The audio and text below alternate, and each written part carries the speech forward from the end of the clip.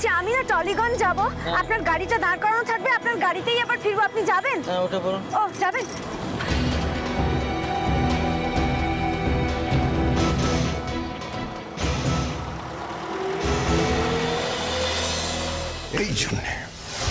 এই জন্যে আমি বারণ করেছিলাম।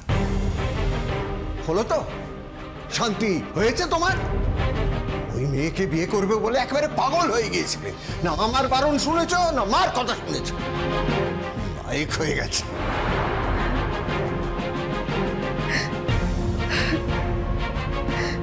জানতাম, আমি জানতাম ঠিক এরকম কিছু একটা ঘটবে।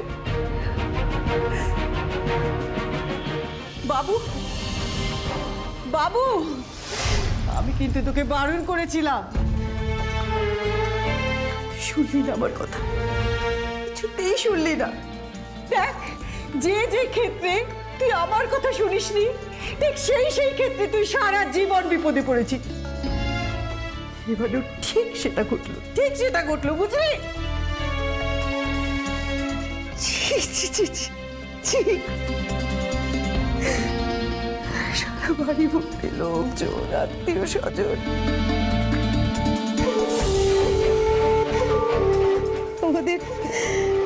ওদের মাথা একেবারে হেট হয়ে গেল লজ্জায়।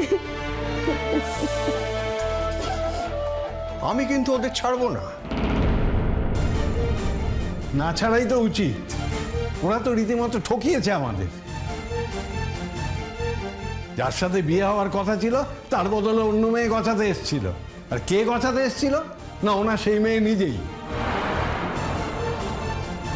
ওই মেয়ের স্বভাব চরিত্র নিশ্চয়ই ভালো নয়।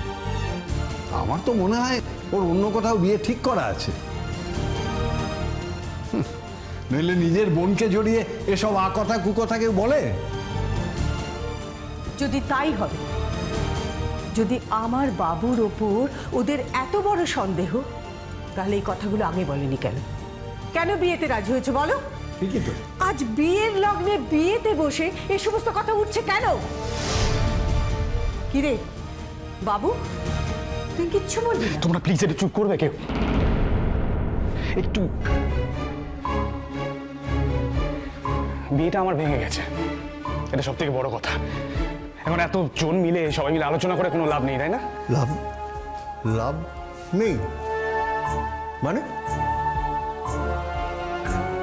আমি তো ওদের নামে থানায় ডায়েরি করব।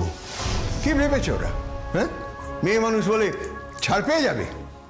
না না সৌরভ,